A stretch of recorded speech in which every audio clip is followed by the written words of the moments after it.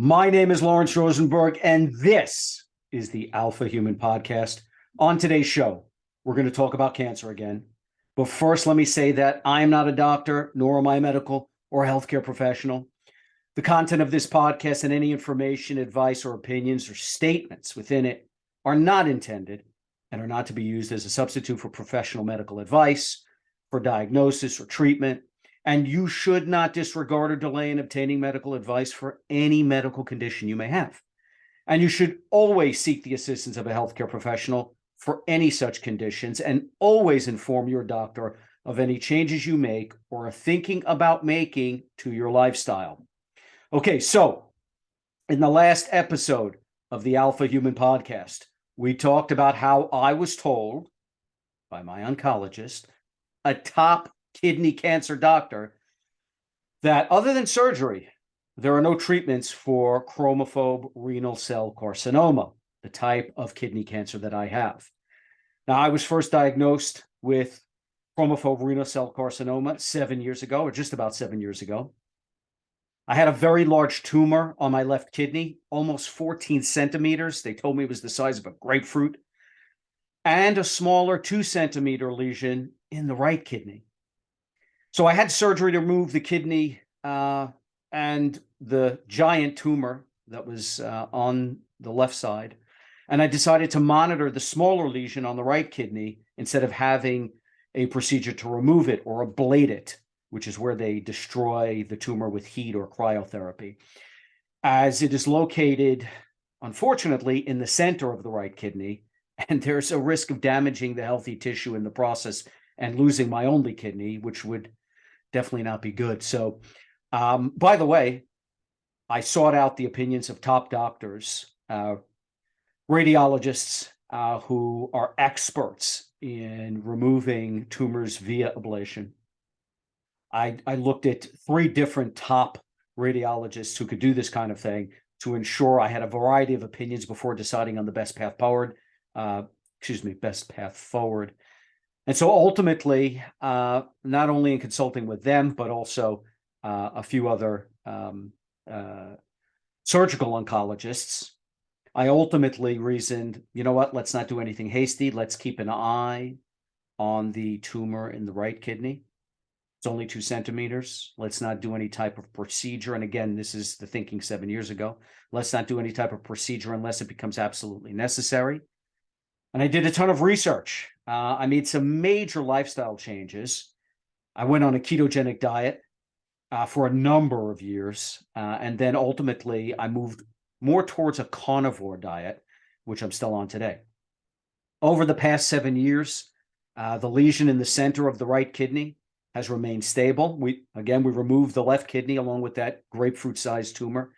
And everything's been fine for a while at least, but we've had some incidents actually. So a new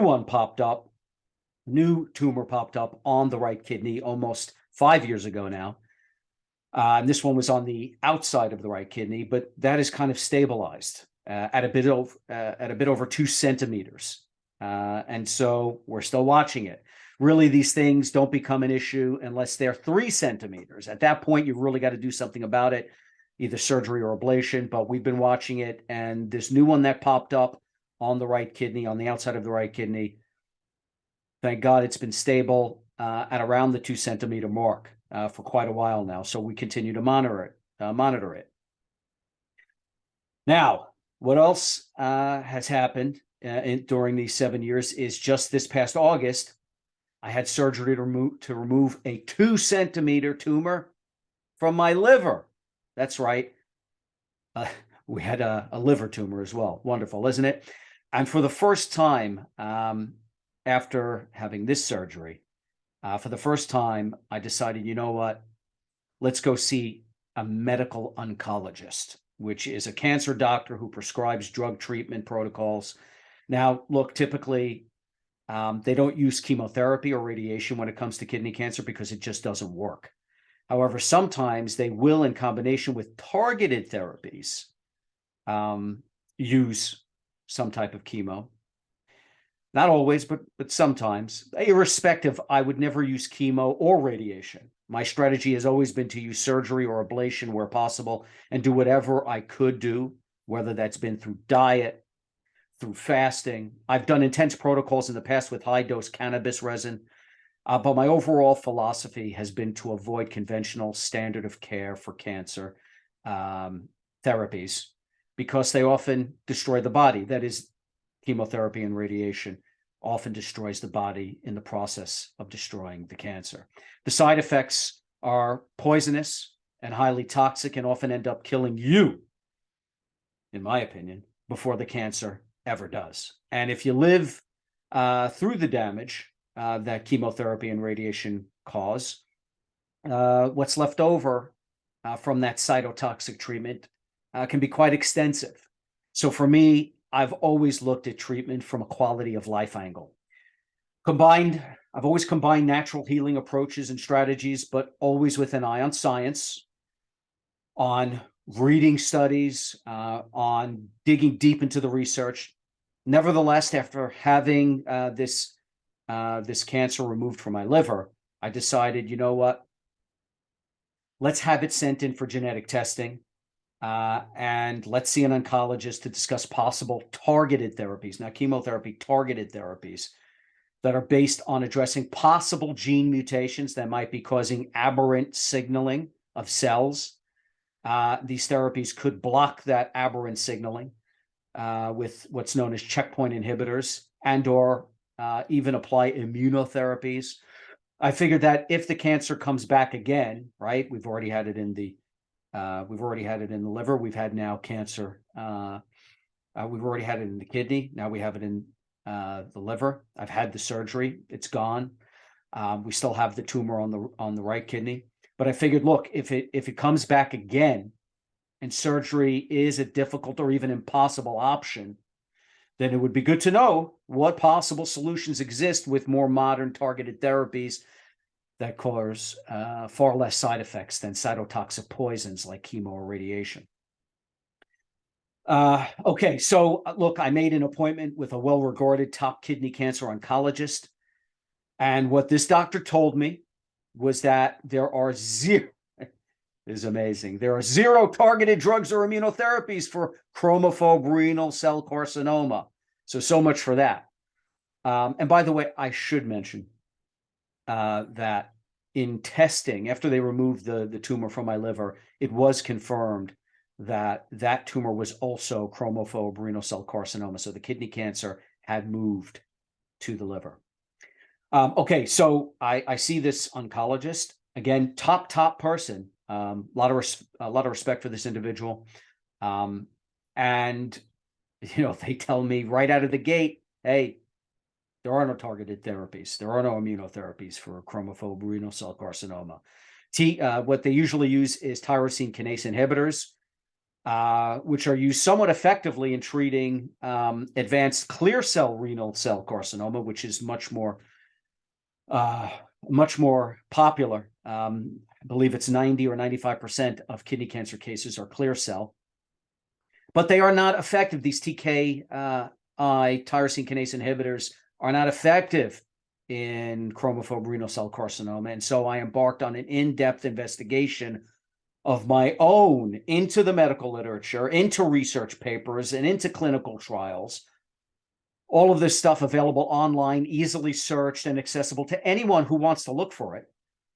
And my research ultimately helped me understand my condition far better than any doctor or any specialist has ever explained to me. And by the way, you should know that over the past 7 years, I've seen 11 top doctors. Over the last 7 years, I have spoken to everyone from surgical oncologists to hematologist oncologists to radiation oncologists to medical oncologists. But the most thorough comprehension and insight has come from my own investigation and research. And it's also led me to discover that there are indeed targeted drug strategies, inhibitors, and immunotherapies that can be applied in my situation, should I ever need them. And this isn't direct contravention, potentially, to what I was initially told. So should I want to try these checkpoint inhibitors or immunotherapies in the future, there very well may be possibilities for me to choose from, irrespective of what my top medical oncologist initially told me during our brief appointment. And that's based on, I should say, my particular cancer. And the particular mutations found from the genetic testing, the specific biomarkers they saw in the pathology report, options that hold potential based on what I currently know, but also options based on tests that were not done, that I learned have been done in different studies, and that I believe should be done in my particular scenario. And you can learn, by the way, about the two major findings that I'm speaking of in the previous podcast. I go deep into these two findings that I uncovered from studies, from the research, that perhaps provide a path for how tyrosine kinase inhibitors might actually be very effective in my case. And should this cancer come back in a complicated place where maybe it's not so easy to do surgery, that indeed this type of therapy could work very well. And so you could listen to what those findings are in the previous episode. But listen, beyond this, I also discovered research conducted by another top oncologist who is pioneering a completely novel way of killing chromophobe renal cell carcinoma, which we will cover in an upcoming episode of the Alpha Human Podcast, and who recently published a study that led me to hunting this expert down and getting an appointment with them to discuss this approach further. All of this new insight and knowledge I would have never learned about had I not questioned my doctor's initial assertion in the first place, and gone out and embarked on a journey of exploring the available research for myself. But the big question is, why didn't my oncologist explain to me that which I had to learn about all on my own? And what else is my oncologist, and or any oncologist for that matter, either unaware of, not paying attention to, or perhaps doesn't have the time or the will or the motivation to explore? I mean, and look, by the way, I even found another finding, a very powerful. So really, in total, I've come upon 4 discoveries. Again, they're not my discoveries, right? But they are facts. They are the results of research, the results of scientific experiments, the results of studies that I have uncovered in the medical literature that was never mentioned to me. And so these 4 pieces of research provide a platform for me to really start thinking about, hey, this isn't information that I was initially given. It's information I had to find. And in doing so, it has led me down a path that has caused me to really open my mind into what's potentially out there for any of us who decide to not just simply take one doctor's opinion, as good as that doctor may be. And my doctor, my oncologist, is really, really strong in their area of expertise. But it's opened up my eyes to the fact that, does any oncologist have the inclination or the inspiration to turn every one of their patients into a science project, a puzzle that needs to be solved, given how many patients they must see? Or are they actually overworked and overwhelmed, like a lot of us in our own professional disciplines? Are they disincentivized to go out of the box in their thinking? Perhaps they're boxed in by super focused specializations that prevent them from seeing the bigger picture. Perhaps the magnitude of research within their respective field is so vast that no doctor can truly keep up on all that is being studied. Or maybe the truth is that many doctors, many cancer doctors, oncologists, do no research at all, perhaps. Now, in all fairness to my oncologist or any oncologist, how much time do they really have to stay on top of all the latest advances? How much time do they have to research all of the latest findings? How much of an expert are they really when it comes to the ever-changing landscape of what is currently understood and what is currently being hypothesized and explored about the type of cancer they specialize in? and the many treatments under investigation. And when pondering these questions, we also have to consider that there are many nuances to the type of cancer an oncologist practices. For instance, you may have kidney cancer, but there are different types of kidney cancer, such as, right, you've got renal cell carcinoma. Then you have urothelial cancer. You have sarcoma. You have Wilms. And you also have different types of kidney cancer cells. So in my case, you have chromophobe renal cell carcinoma. Then you have clear cell renal cell carcinoma. Then you have papillary carcinoma, right? You have collecting duct carcinoma. You have medullary cancer. And so you may have an oncologist who specializes in kidney cancer, and maybe they're focused on papillary or non-clear cell renal cell carcinoma, but maybe they're not an expert in medullary. Maybe they're not really up on all the research in collecting duct carcinoma. And perhaps they're involved in just some of the studies being done. Maybe they are an expert in clear cell renal cell carcinoma, but maybe they're only involved in a few studies. There are God knows how many studies being done in clear cell.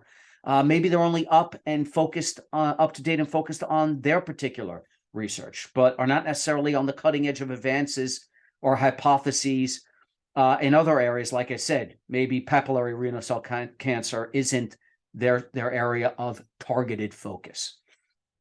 And again, this assumes the oncologist, right, a cancer doctor who prescribes drug treatments, drug therapies for cancer. That's what an oncologist is.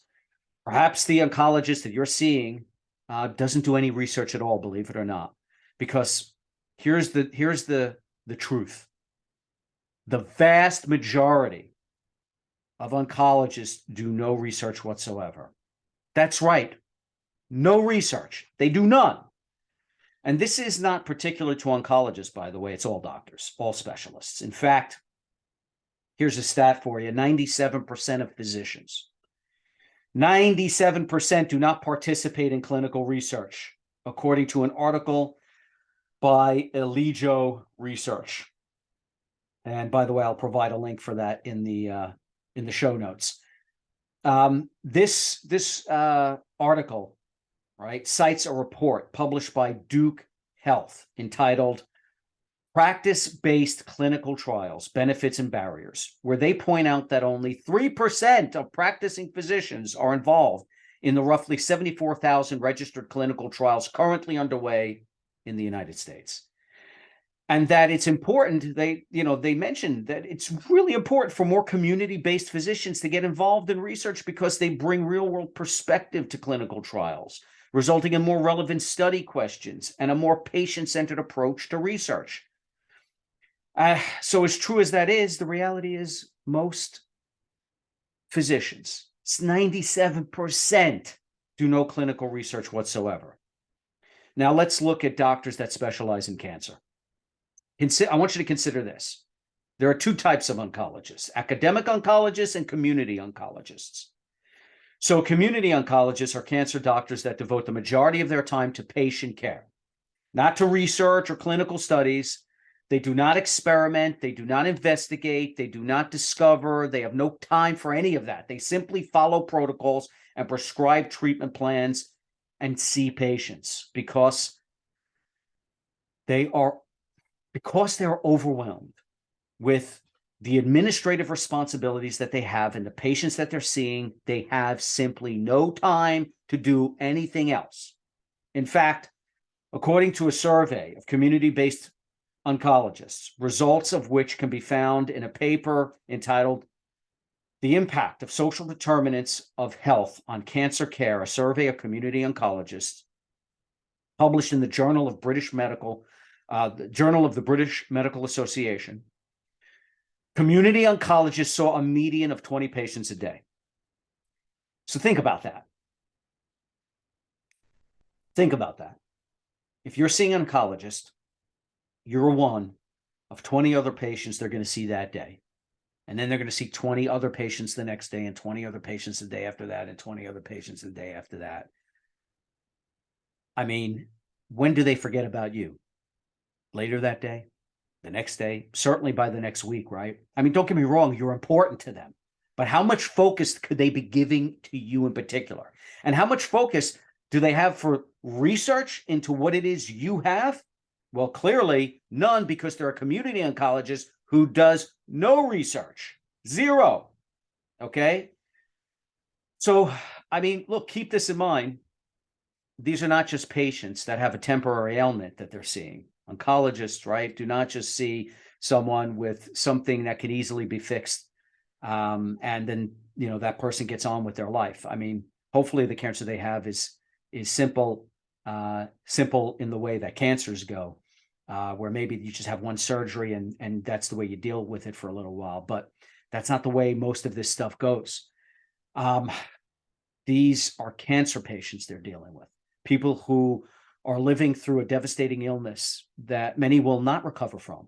So can you imagine how that plays on the minds of these doctors, and what that does to their energy, that they're seeing these patients and that they know some of them are not going to recover, and that these patients are trying to be hopeful and trying to have a positive outlook and might be depressed and might be going through hell. And you see 20 of them a day. Imagine what that does to an oncologist's spirit and their psychology. Then compound that notion by the fact that they're treating roughly 20 cancer patients per day. Well, what you get are oncologists that are so overworked that many are completely burned out. So let's look at some sobering data from a survey by the American Society of Clinical Oncology, the results of which can be found in a paper entitled Frequency and Causes of Burnout in U.S. Community Oncologists in the Era of Electronic Health Records.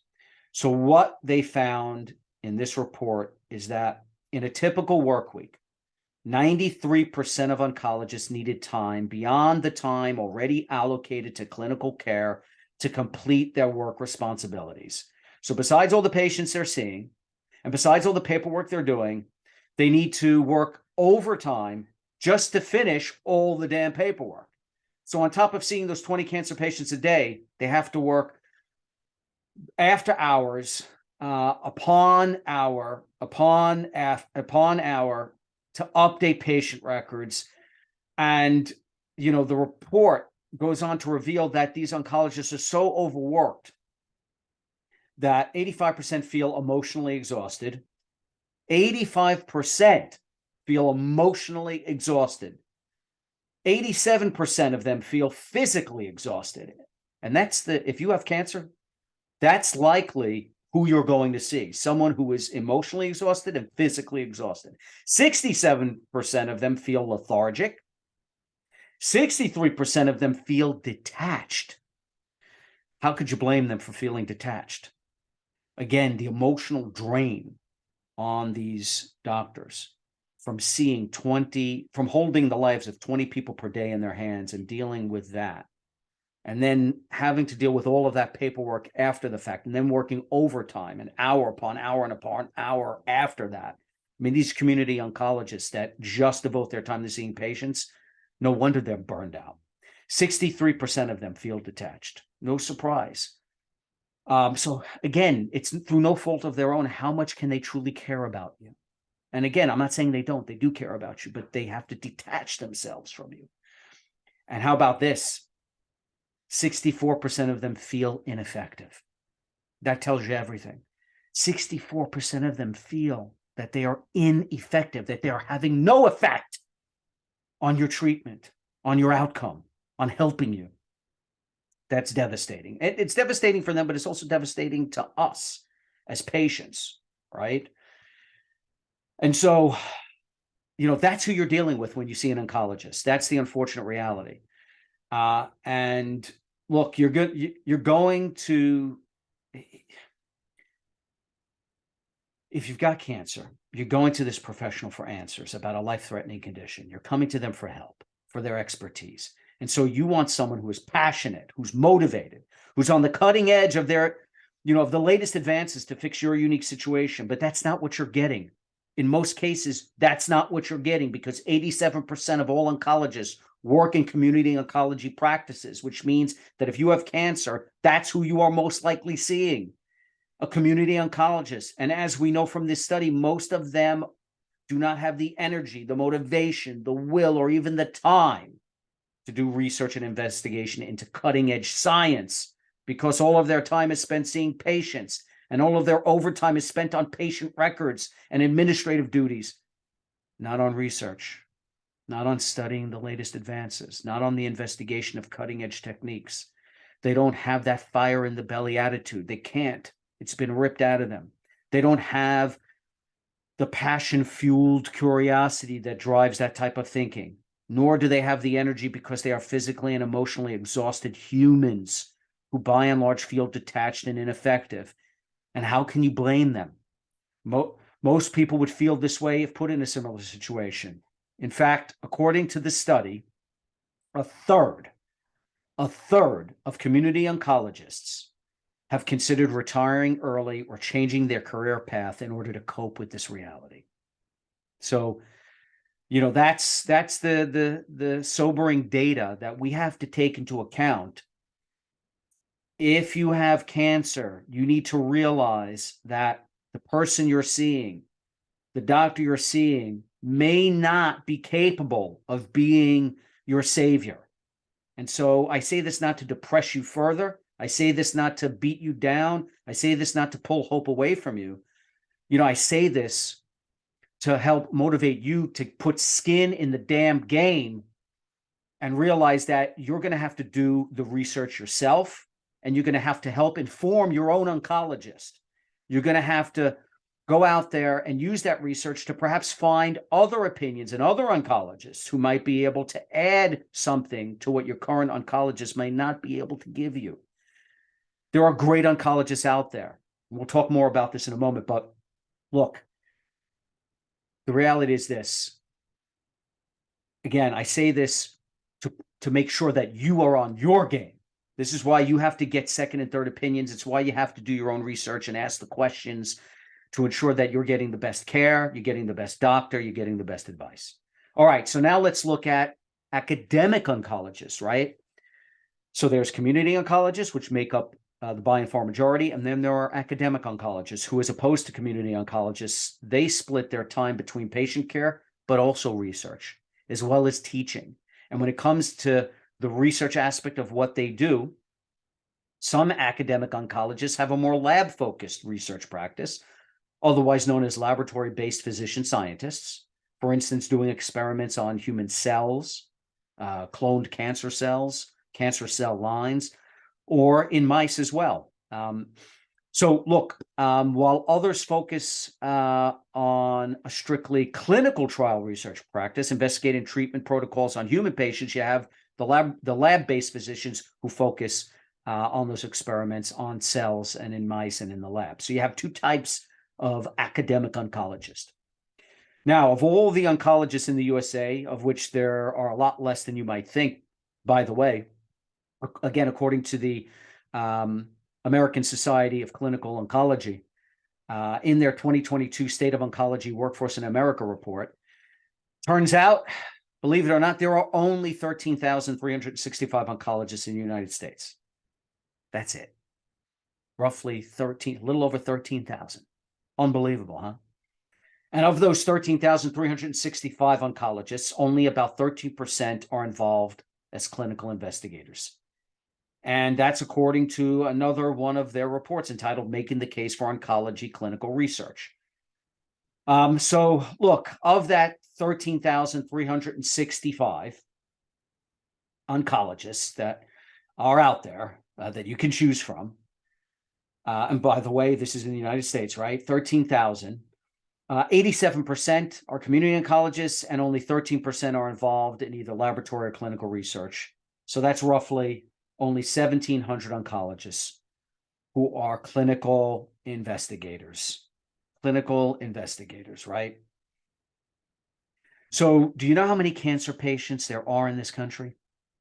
You got 1,700 oncologists who are clinical investigators, and you've got 1.9 million new cancer patients for 2022, right? That's not the total number of cancer patients out there who are still alive.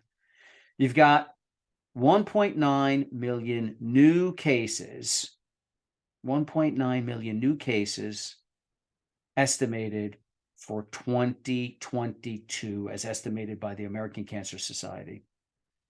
That's almost 2 million new cases in 1 year. And you've only got 13,365 oncologists. And in total, as of 2019, there were an estimated, here's the total number, 16,627,949 people living with cancer in the United States, according to the National Cancer Institute. So you've got 13,000 oncologists.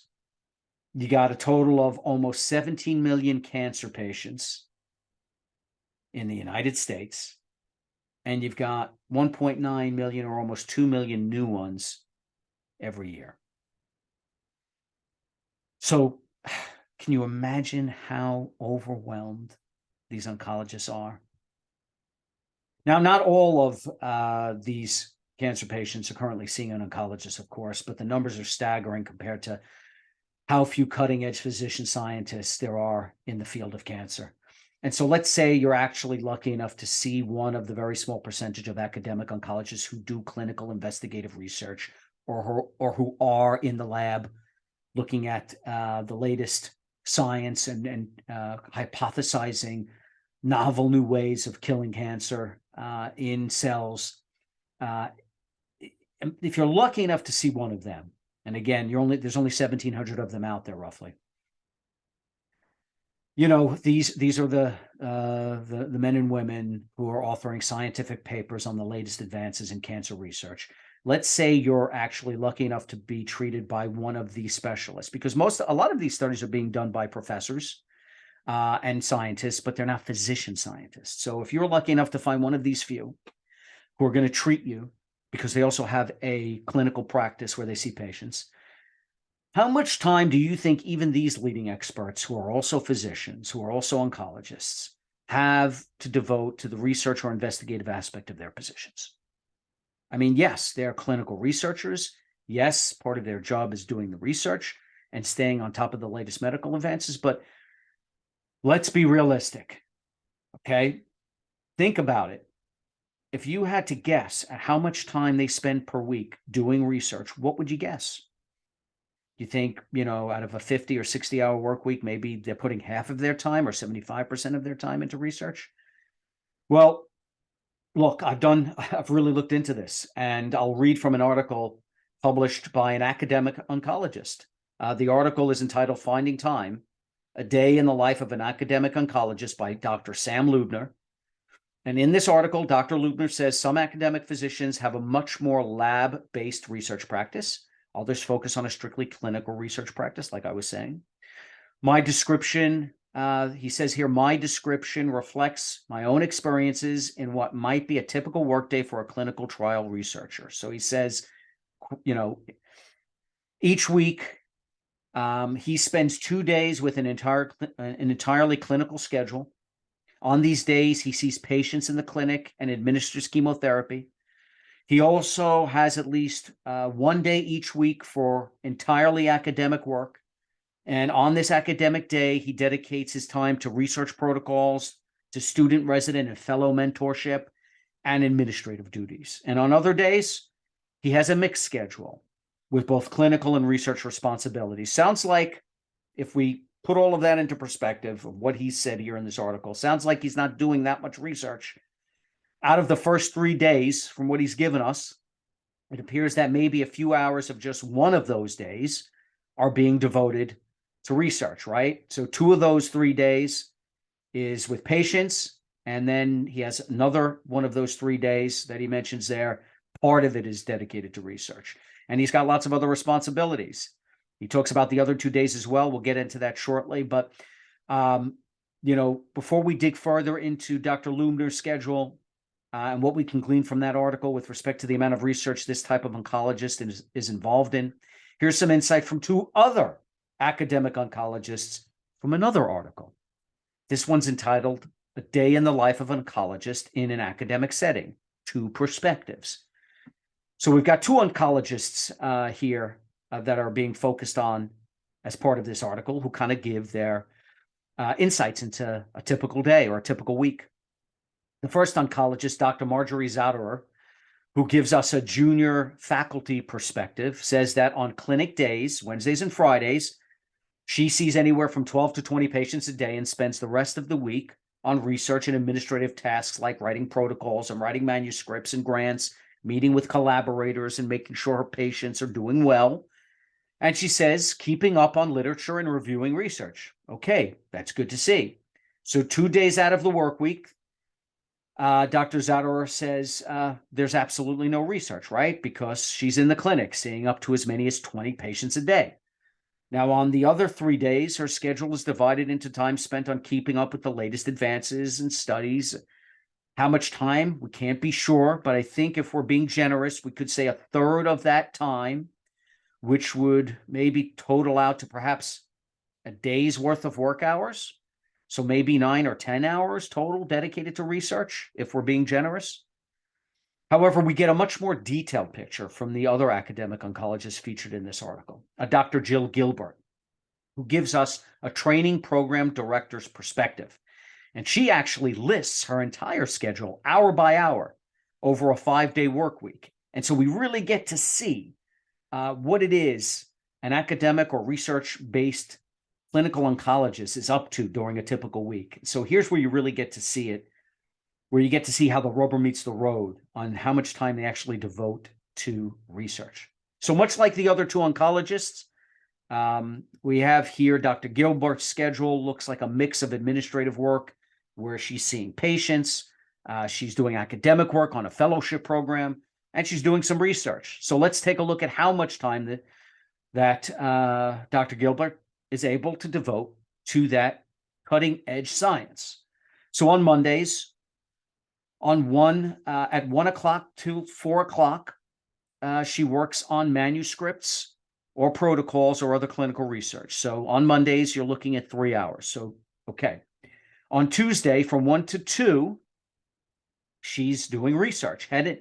For her, this means her head and neck clinical research team meets for an hour.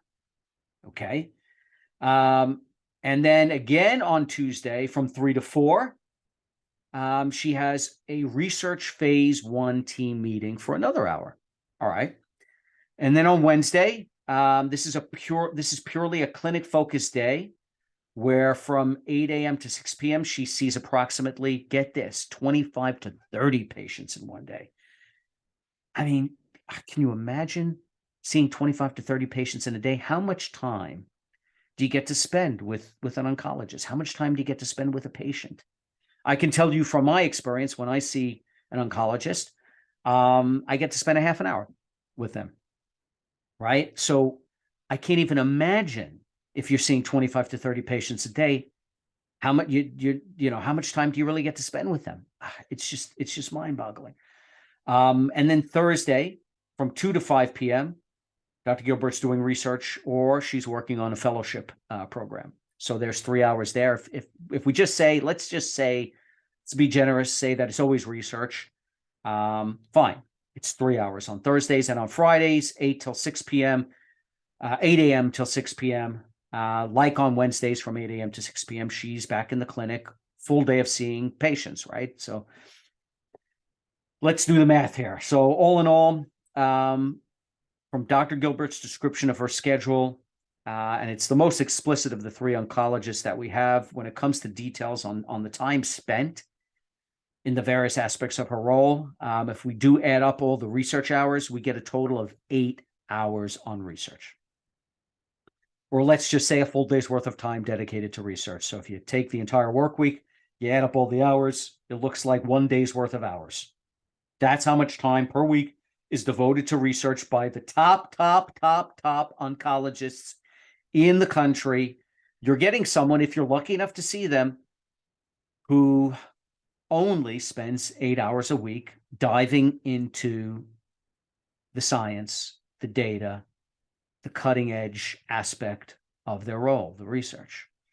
And so that's what we can expect pretty much from Dr. Zauderer's description, even though it's not an hour by hour account, or Dr. Lubner, and his schedule. right? He said, we talked about the first 3 days where the first 2 days of his schedule was purely patients. And then one of those days has a bit of research in it, as well as a bit of mentorship and administrative work. And then the other 2 days, he says, is devoted purely to seeing patients in the clinic. I'm sorry. So of those 3 days, we know 2 days just seeing those patients, 1 day a mix of academic work, student, resident, fellowship, mentorship, administrative duties. Okay. And then we're probably looking at, if we add the other 2 days outside of those first three, he says it's a mix of clinic and research responsibilities. So perhaps after kind of, assessing what we heard from the other two oncologists, we're maybe looking at 8 or 9 hours of research for Dr. Lubner as well. So 9 hours, and we kind of guessed at 9 hours for Dr. Zauderer when it comes to the amount of time being dedicated to clinical trials or laboratory-based research. And that clinical trial work, by the way, that they're focusing on. So if they're focusing on a particular study, a study doesn't last for a month. You're talking about years of investigating the effects of a new drug or a drug protocol or a drug combination or some other aspect of a scientific study. For instance, according to the National Institutes of Health, the different types of clinical studies for cancer include treatment trials, prevention trials, screening trials, supportive and palliative care trials. By the way, palliative care means alleviating the symptoms associated with serious and life-threatening illness, not necessarily putting you into remission, God forbid, curing you. So some of those studies on drugs are just done on how they affect the symptoms of your cancer. There's also natural history studies that are done.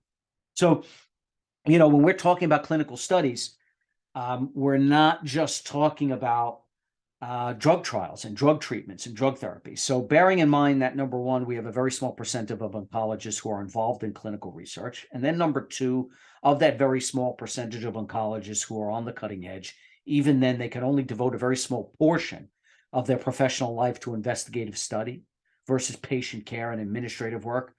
We're talking about on average 8 or 9 hours per week. And then number three, we also have to consider that even if you are seeing an investigative cancer expert, maybe you're not seeing a community oncologist, you're seeing one of those academic experts. That's who I'm seeing.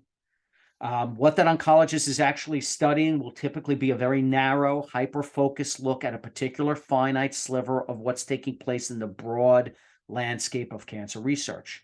Maybe they will zero in on how a certain drug or drug combination affects a very specific subtype of a certain category of cancer. For example, chromophobe kidney cancer is a subtype of renal cell carcinoma, and renal cell carcinoma is one of the few types of kidney cancer, right?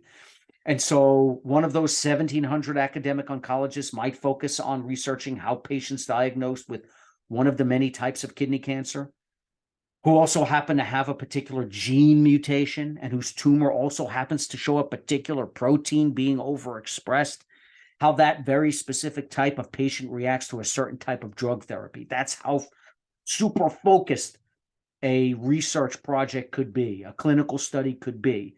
So how many people does that actually affect when you look at the total of kidney cancer patients? Or they might include yet another variable into that mix. And on top of their subjects having to have a very specific cancer type with a particular gene mutation and a tumor that shows a certain protein being expressed, on top of that, maybe they also demand that their study include only patients that have previously been treated with another type of drug first, or maybe 2 rounds of 2 different types of drug protocols before they can access this particular clinical study.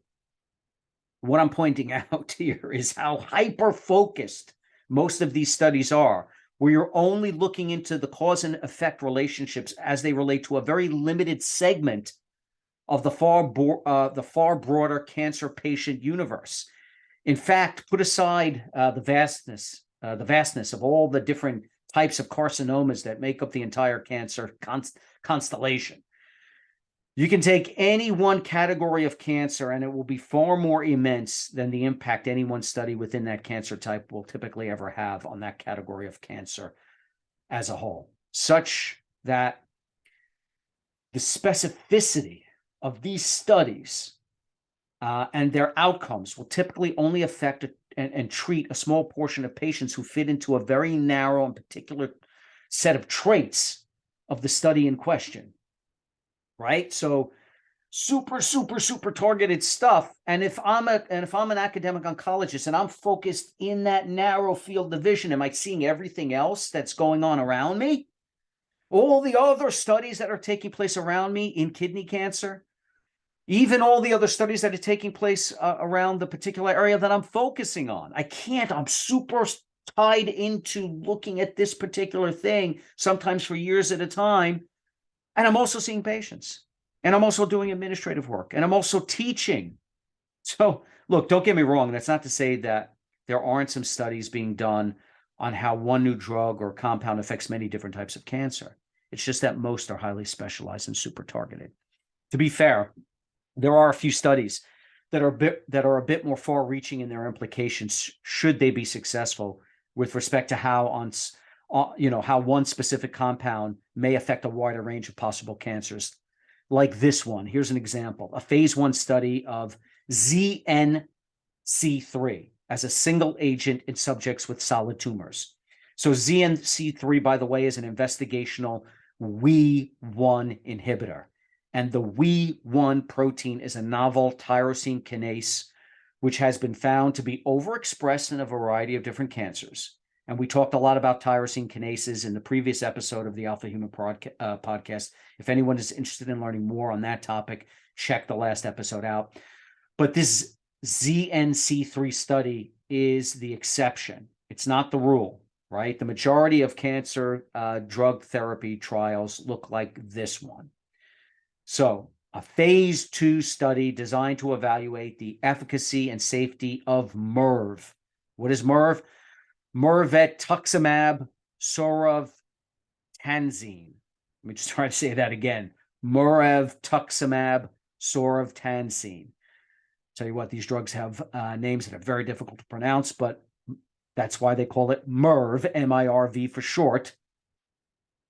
So a phase 2 study designed to evaluate the efficacy and safety of MIRV in combination with carboplatin, followed by MIRV continuation in FRA-positive patients with recurrent platinum-sensitive ovarian cancer following one prior line of platinum-based chemotherapy. Man, that's a super targeted clinical trial, right? So they want to see how MIRV works in combination with a chemotherapy known as carboplatin, followed then by MIRV continuation. So they want to see that reaction, right, in those patients who are FRA positive, right? FRA positive. So that's a highly specified study that focuses not only not on all ovarian cancers, but specifically on platinum-sensitive ovarian cancer, which means ovarian cancer that comes back 6 or more months after the patient was treated with platinum-based chemotherapy. And that also happened to be FRA positive, meaning that their tumor tissue shows expression of the folate receptor alpha protein made by the FOLR1 gene. This type of highly targeted study is far more indicative of the type of cancer research that takes place today. Hyper-targeted clinical trials on a subset of patients with certain genetic biomarkers that have a subtype of cancer within a specific category of carcinoma that at minimum have already had a first-line treatment. So the point that I'm trying to make here again is that oncologists who are involved in research, and again, we're only talking about 9 hours per week worth of investigation. That's not a lot. But those few doctors that can be called cutting-edge experts, their knowledge of the latest advances are actually segmented into very narrow lanes of specialization, such that they might not be capable of paying attention to what is happening in all the other super targeted lanes of specialization. And the contrast becomes especially stark when you consider that the amount of research published is so vast and diverse that one hypothesis or finding or unique conclusion that may be relevant to your very particular set of circumstances could easily go unnoticed by all but the very few researchers and oncologists and institutions involved in that particular study. And so it might escape the notice of your oncologist. This is why you've got to do the research yourself and help them, right? Because they can't keep their eye on all the research that's being done. It's impossible. Let me take a sip of water. For example, let me show you how impossible it is.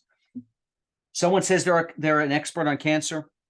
Sorry, no one's an expert on cancer, not cancer as a whole, because there are 4,817,884 published papers on cancer research available on PubMed, which is a search engine for accessing primarily the Medline database of references and abstracts on life sciences and biomedical topics compiled and maintained by the United States National Library of Medicine, which is one of the institutes within the National Institutes of Health. And that information is accessible to all of us. Every one of us can look at those studies.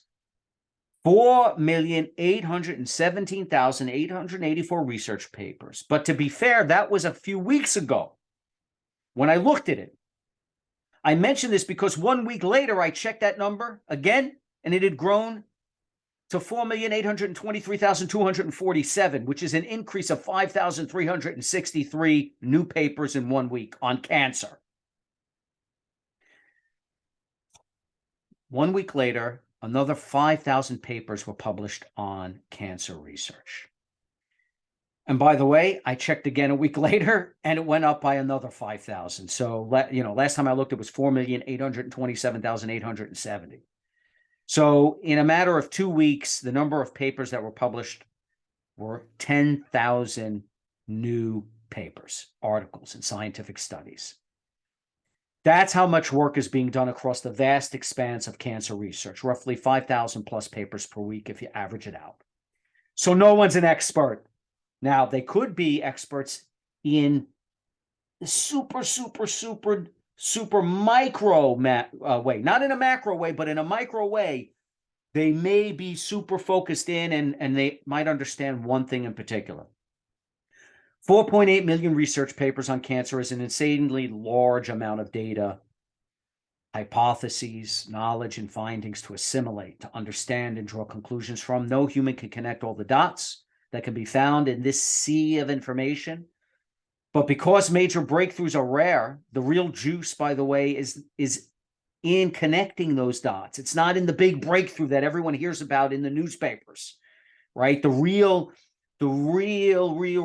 knowledge and insight is gained from these nuances that you find in a few studies here and there, and then connecting those dots that can be curated from this abundance of information. And no human can do that.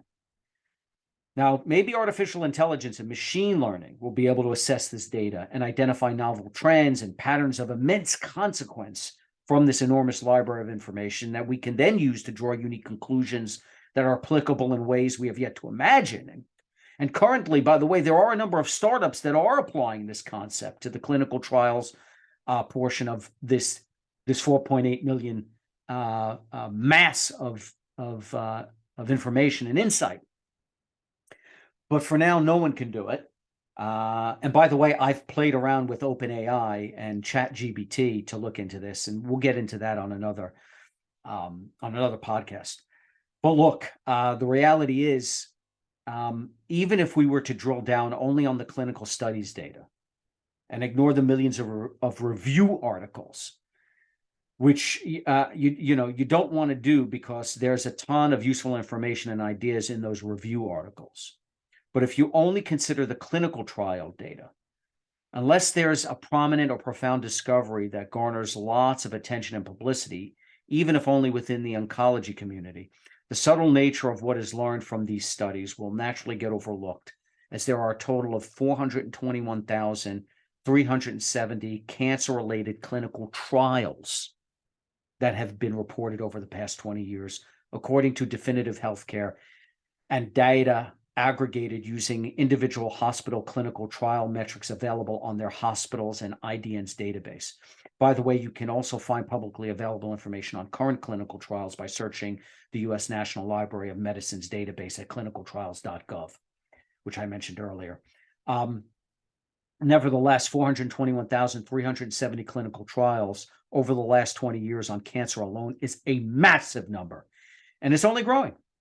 For instance, there are currently 30,312 active oncology-related studies, including those identified as recruiting, not yet recruiting, active, not recruiting, and enrolling by invitation, according to the National Library of Medicine database.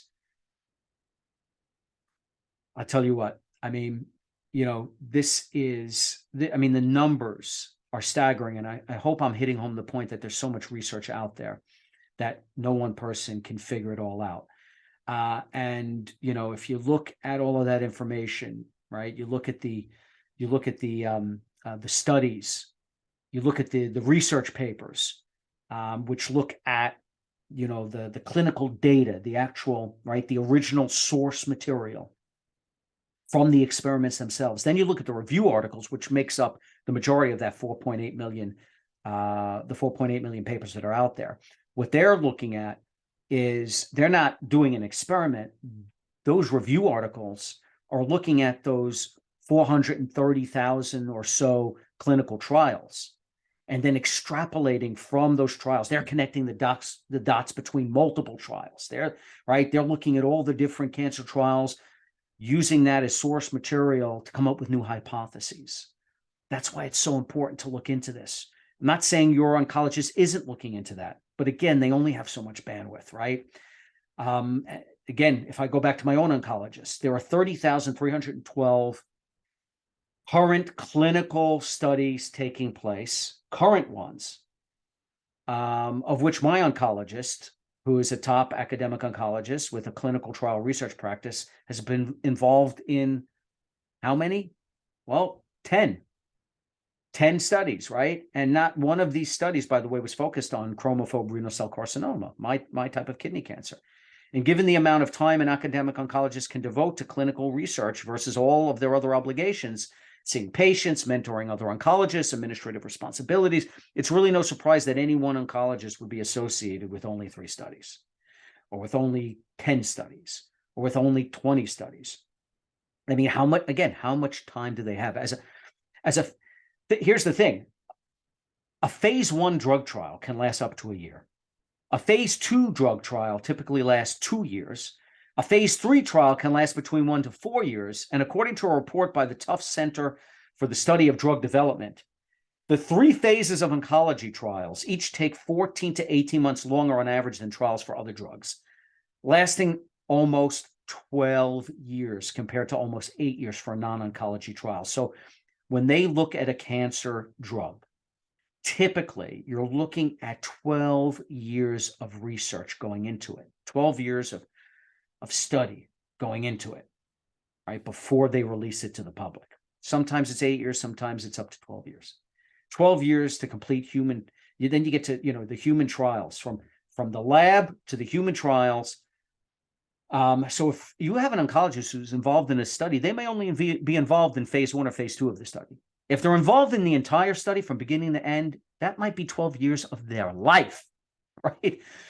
So how far and wide can their research and investigation truly extend to? Not very far, not very wide. The extent of their focus remains in a very few lanes amongst tens of thousands of lanes. So to reiterate, the majority of all cancer specialists, that is 87% of oncologists, do no research whatsoever as part of their professional practice. And we have a very small number of academic oncologists or physician scientists that are actually involved in doing the research and advancing the science of cancer treatment. Only 13%, or roughly 1,700, an incredibly low number. And of that small group of oncologists involved in cancer research, the amount of time they actually devote to investigative study is extremely limited. And of the knowledge they do glean from the experiments and trials that they're either involved in or analyzing for for a review article. These learnings are confined to a very narrow, hyper-focused area of study, which when measured against the sheer volume of research being done on the type of cancer they specialize in, let alone the field of oncology as a whole, it's like looking at a star within a constellation, within a galaxy, within the universe, which unless that star goes supernova, right? Unless that breakthrough is so big it gets reported on mainstream television or in mainstream news media, other experts in the field may never notice it. Such is the volume of research being performed, and of the findings being produced, many of which are subtle new understandings, not groundbreaking discoveries. It makes it highly unlikely that any one paper or study, let alone all of them, will be absorbed, understood, and integrated into the collective calculations of all oncologists within a particular specialization. Given that with what little time they can devote to research, 8 to 9 hours a week, it is their own highly specialized studies that it's their own highly specialized studies that occupy the majority of their investigative focus. So with this in mind, it is not only not surprising that any one oncologist does not have all the answers and is not the all-knowing cancer expert you might assume them to be. It would be impossible for any one oncologist to be aware of all the hypotheses or advances taking place in their field, let alone how a novel finding in another type of cancer outside of their specialization might also impact their field. So it's through this lens that we have to look at my doctor's original statement. The first part of which is that surgery and ablation are always the best way forward for my particular type of cancer. And that there are no therapies that typically work. And I agree. Look, when telling me that surgery or ablation is the best way forward, as a general rule, as I said, I have no interest in the side effects that come with any drugs. But it's the second part of that statement that really has to be considered and that I have to call into question, which is there are no therapies that work in chromophobe renal cell carcinoma. And yes, according to the literature, on the surface, overall, that's correct. But given everything I've just laid out about how one nuance or one finding might change the game or provide new information that could be a vital clue that you might be missing, given everything I've just said about how perhaps an oncologist isn't superhuman and that they're not an AI that's able to connect every dot, do I simply accept the assertion that there are no targeted therapies for me and move on?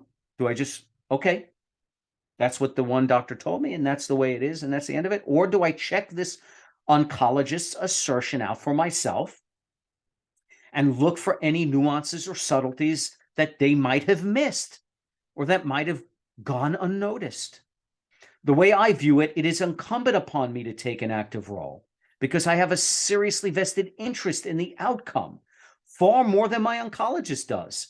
In fact, I have a responsibility to not only just be involved in the research for solutions, but to assemble and lead my team, to find the right doctors, to ask the right questions, and to ask really, are there any other hypotheses that we should be considering here? I've got to do that research on how my own cancer works, on the treatments being studied, on the hypotheses being put forward by the leading minds in the field, because the solution starts with me. And if you have cancer or any serious health issue, the solution begins with you. You have to take the lead role in your own recovery. And that means you have to do the research and acquire the knowledge.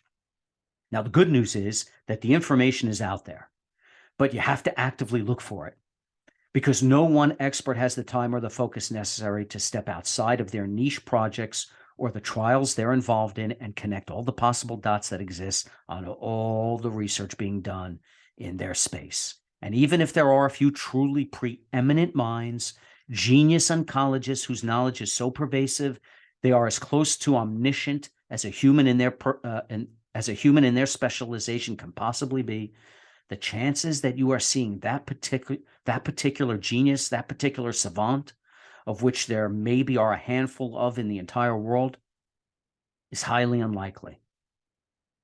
And although digging into this research and looking into every single finding and theory, past, present, and ongoing, that might be relevant to your particular case is not a realistic proposition for most oncologists, or maybe, even the most buttoned down, research fueled individual, professor, scientist, forget about oncologists. Even though it's not realistic for any of them, given how little time any of them have with the research that they do, but certainly when it comes to oncologists, the 8 or 9 hours a week that they can devote is minuscule compared to what you can do, right? Their research is dedicated to studies that might have nothing to do with your cancer subtype or specific biomarkers.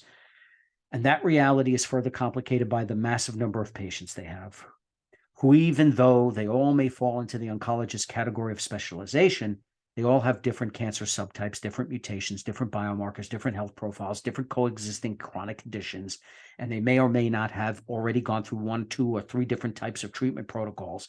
And so each patient is a science project unto themselves, such that it is impossible for the average oncologist to be on top of all the research that may apply to your particular circumstances. Every study, every finding, every treatment protocol, every hypothesis that might possibly be relevant to you or that might help you could be out there, and there's no way they can have a bead on all of it.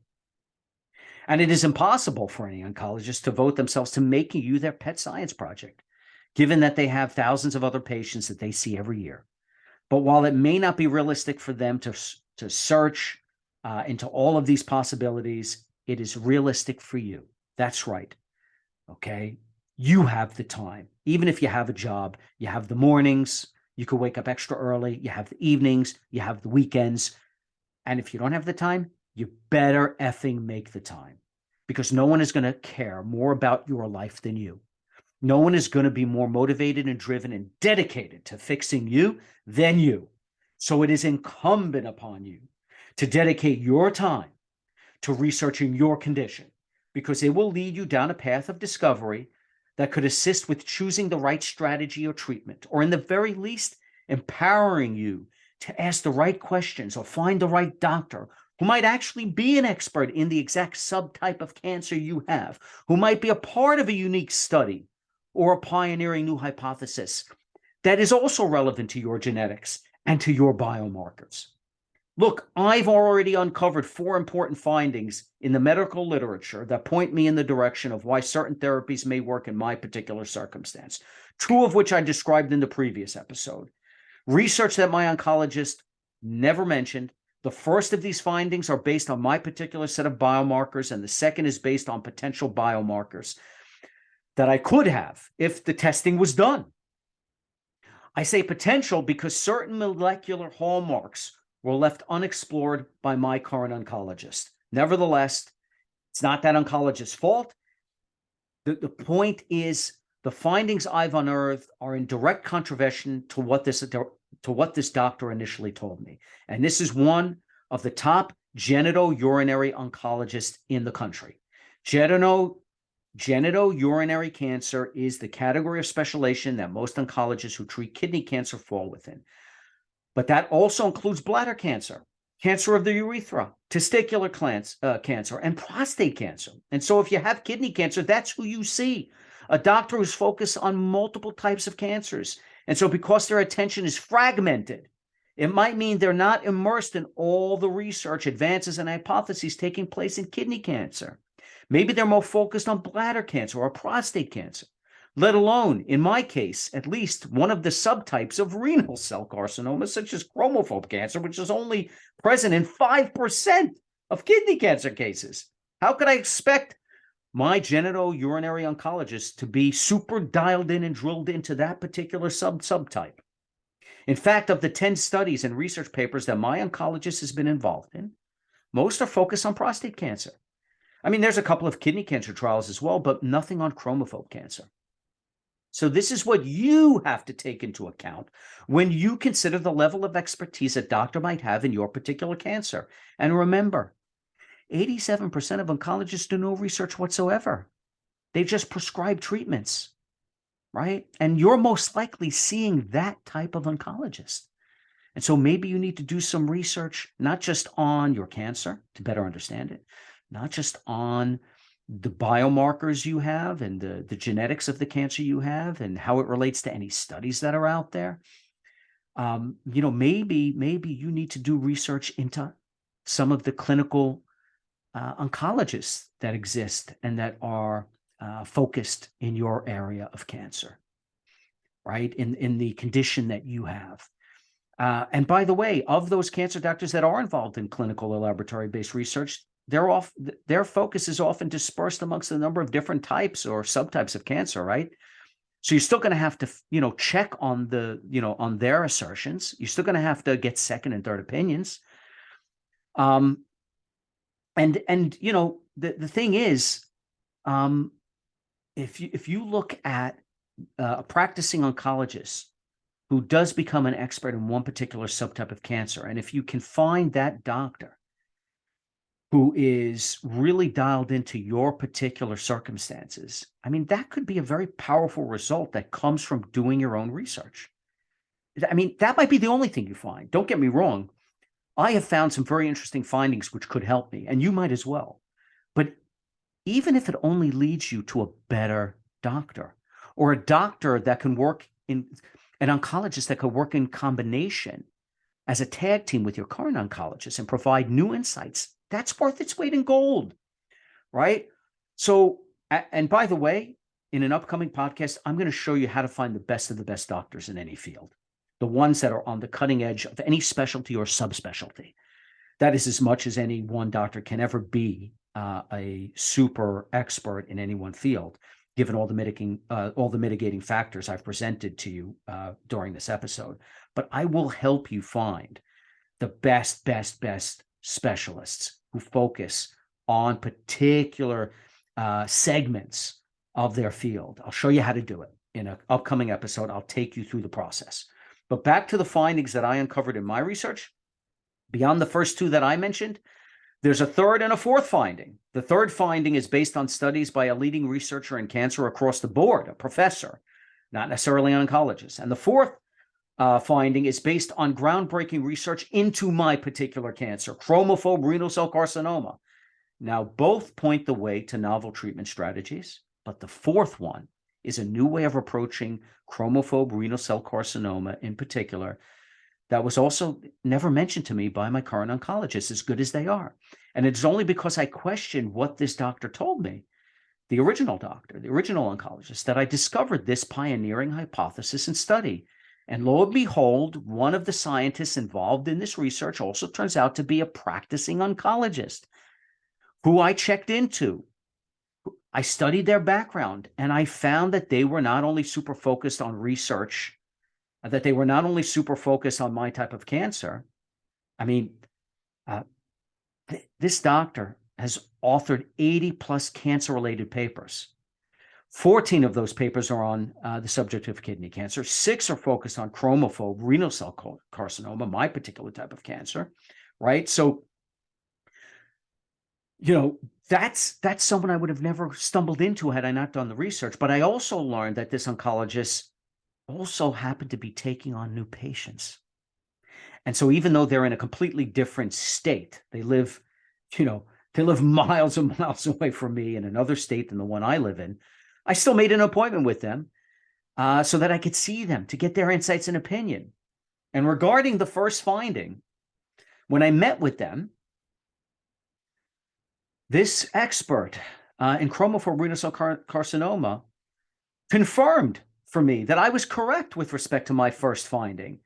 And that first finding, to remind you, if you haven't watched last episode, that finding is that they never see the KIT mutation, the KIT gene mutation, along with the c-KIT protein expression in chromophobe renal cell carcinoma. And that I actually have both. And I stumbled upon this study, and I thought to myself, wait a second, I actually have the KIT mutation. I also have the KIT protein being expressed in the tumor tissue. And wait a second, that's an anomaly.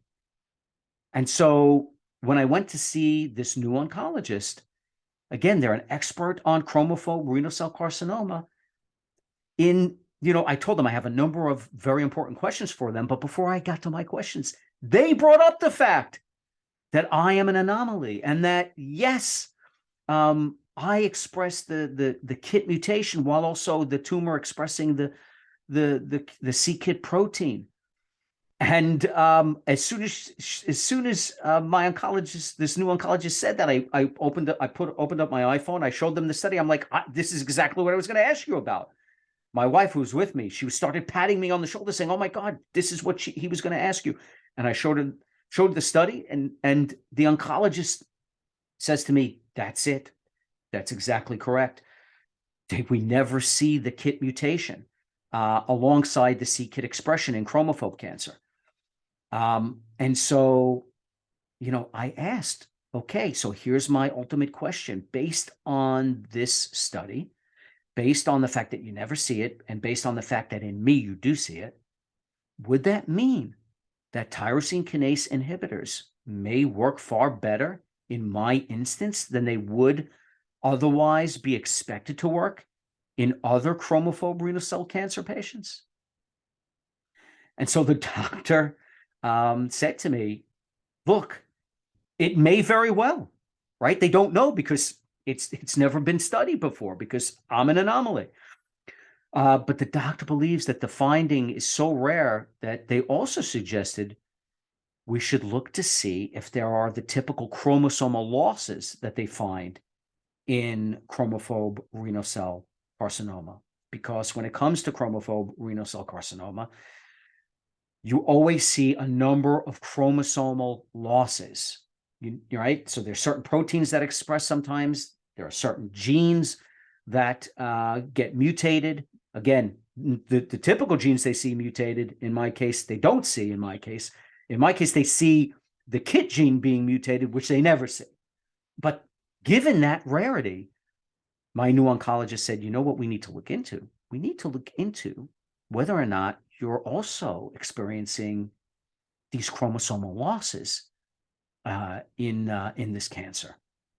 Because if we're not, then that might mean something else entirely, right? That might mean that this cancer is masquerading as chromophobe cancer, but might be something else.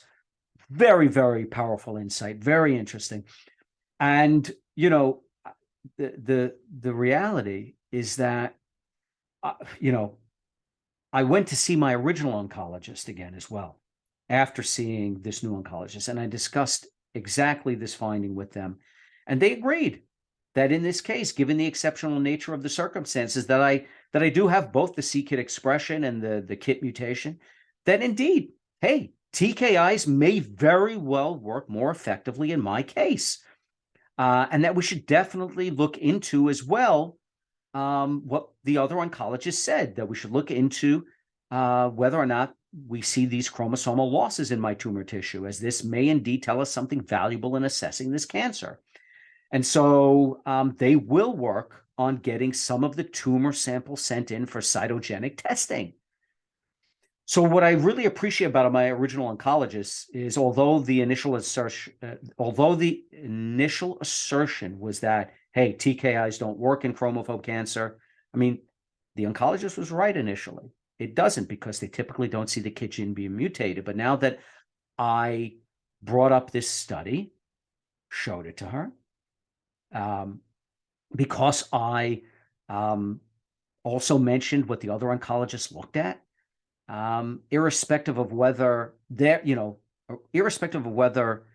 my original oncologist is an expert in chromophobe renal cell carcinoma versus other kidney and genitourinary carcinomas, what I really appreciate about this oncologist is that they welcome the insight from my new oncologist. Turns out that, by the way, unbeknownst to me, they both know each other quite well, which is an incredible coincidence. Nevertheless, not only do they, well, maybe it's not an incredible coincidence, given there are only 13,000 plus oncologists out there, right? And given there are an ever smaller number of kidney oncologists out there. But not only do I really appreciate, their perspective, that they're welcoming the other oncologists' insights into their own thinking, but they also welcome my findings. My original oncologist said to me, look, that not only is it important to have this insight from this new oncologist that I went to get an opinion from. So not only are they happy about that and willing to take that information on, but they're also welcoming my findings, right? In the study regarding the KIT mutation rarity, as well as my musings on the subject, and my ideas and my contributions. In fact, my original oncologist, who I will continue to work very closely with, in addition to my new cancer doctor, said that sometimes some of the best ideas on how to treat and deal with a patient's condition comes from the patient themselves. How powerful is that? That's what you want. That's the kind of doctor you want. Someone who's willing to hear you out. Someone who's willing to take on the findings that you have come upon, that doesn't feel threatened by your questions, that doesn't feel threatened by the insights of other experts, but that actually wants to take into account everyone's opinion, including your own, and who's willing to listen to your thoughts and suggestions and entertain your queries, right? And the results of your own research. And I'm telling you now that if all that ever comes from you looking into the science and you looking into the studies and you taking the lead role in your own cancer research, if the only thing that ever comes from it is that you find a good doctor, that could be the game changer that helps get you well, that helps you recover. By the way, regarding finding two, because I only mentioned finding one, which was the KIT mutation alongside the c-KIT protein expression in my tumor tissue.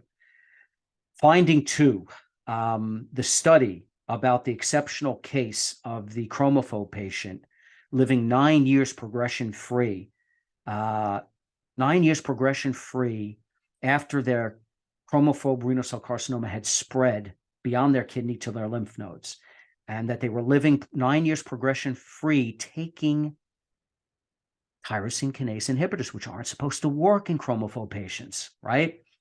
And this individual didn't have the KIT mutation, right? So what was it that they had that made them susceptible to the tyrosine kinase inhibitors in such an exceptional fashion? This was a study that I found. Again, if you want to learn more about that one, not just my first finding, but my second finding, have a listen to the previous podcast. But just to kind of sum it up again, you have this cancer patient and this study that shows, look, here's an exceptional response from someone with my type of cancer who is, yes, really doing well taking tyrosine kinase inhibitors, which is not supposed to happen.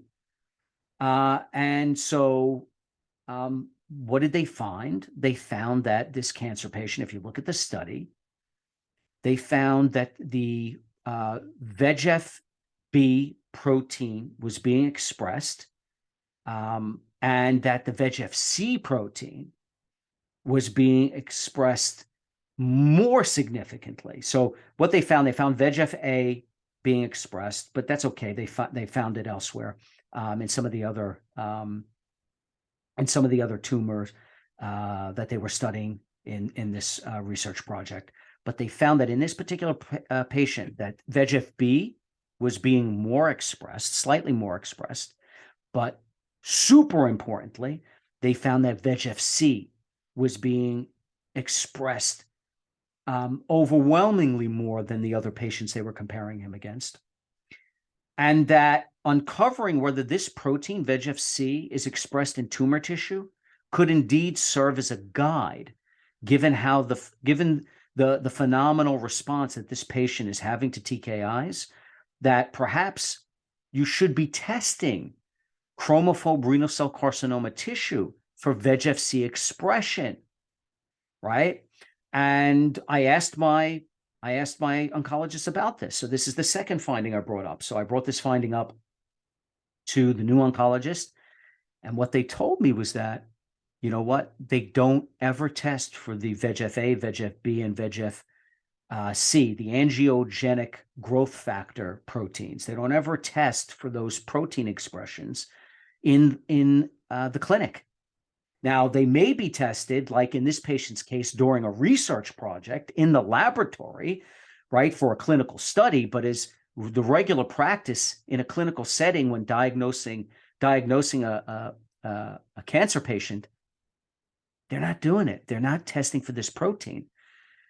And so, that's certainly food for thought as to whether or not they should be, especially given how well this person's responding.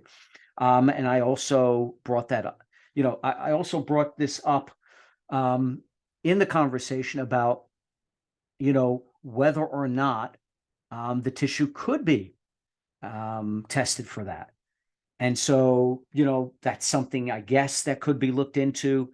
But again, unless someone's doing a study on it, then it's probably never going to happen. And so I'm thinking to myself, it's not just me saying this, it's this study saying if you test for the VEGF-C protein being expressed in chromophobe kidney cancer, then it could serve as a guide for treating it with tyrosine kinase inhibitors, where normally it would, these drugs would never have an effect. And I'm thinking, do I just leave it, given my new oncologist assertion?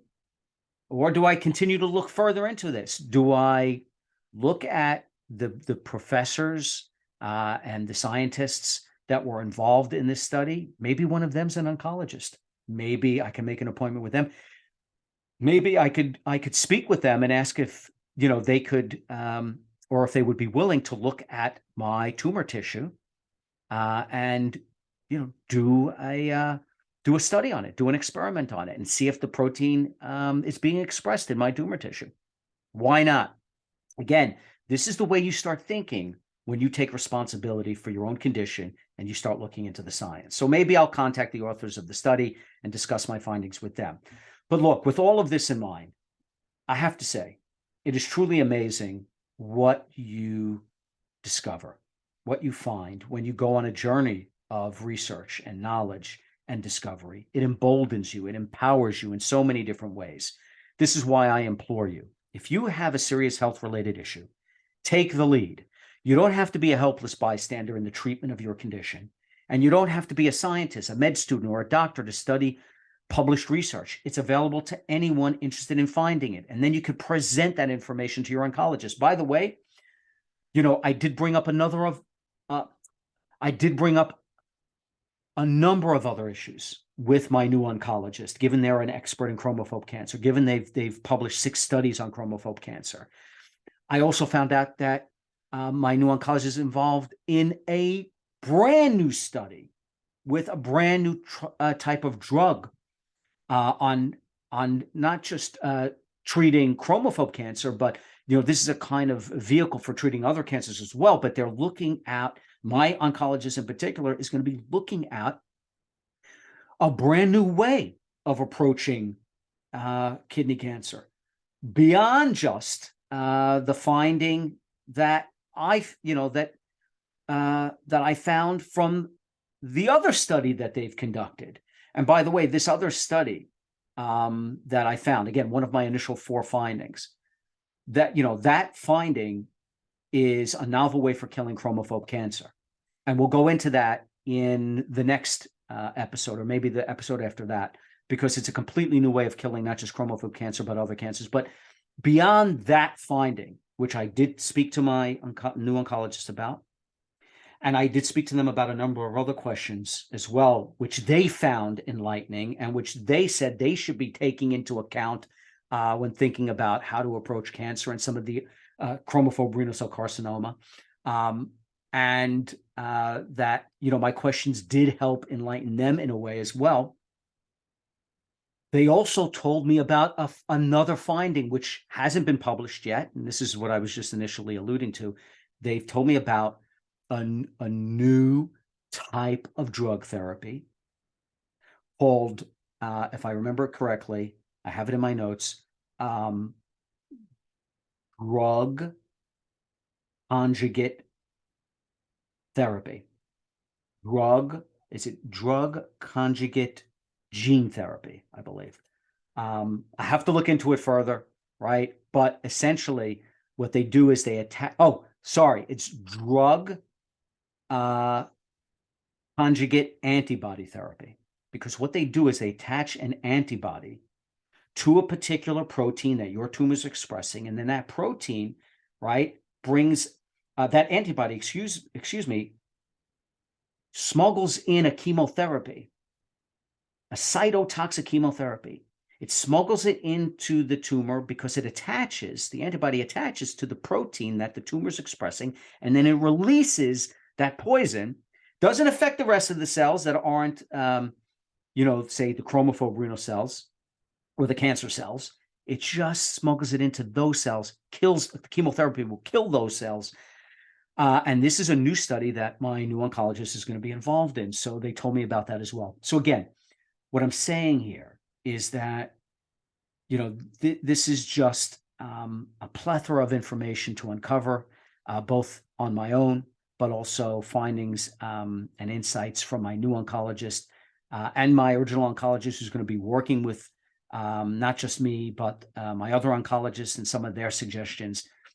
And by the way, the third finding, which again, we're going to get into the third finding, and we're going to get into the fourth finding on the next episode. They just mentioned the fifth finding, which I didn't come up with. The fifth finding is the drug conjugate antibody therapy. But again, that's way out there. That's just being studied now in the lab. Irrespective, the third finding is insight from a revolutionary thinker in the field of cancer, a professor whose studies point to a metabolic versus a genetic approach to both the cause and the treatment of cancer, and coincidentally ties into my new oncologist's work on that fourth finding, not the fifth finding, but on the fourth finding on how to kill chromophobe renal cell carcinoma. And so, look, when it comes to my condition, as you can tell, I'm inspired to figure the puzzle out and to figure out any mystery. You have to investigate not just the issue itself, but the origin of the problem. So in my case, yes, I have chromophobe renal cell carcinoma, but what is chromophobe renal cell carcinoma? What causes it? And for that matter, what causes any cancer? And how and why does any cancer get started? Well, I'll tell you what, it might not be what you think. And so that's the kind of thing we're going to be looking into on the next episode of the Alpha Human Podcast. We're going to be looking into not just how my cancer gets started, what it is, what it's all about, but how cancer as a whole begins, where it comes from, how it starts, how it spreads. What is it? What is cancer? We're going to look into that in detail, in depth, in the next episode of the Alpha Human Podcast. Thank you, everyone. Remember, question everything. Do your research, right? And as it says behind me in the Alpha Human logo, victory through insight. Take care.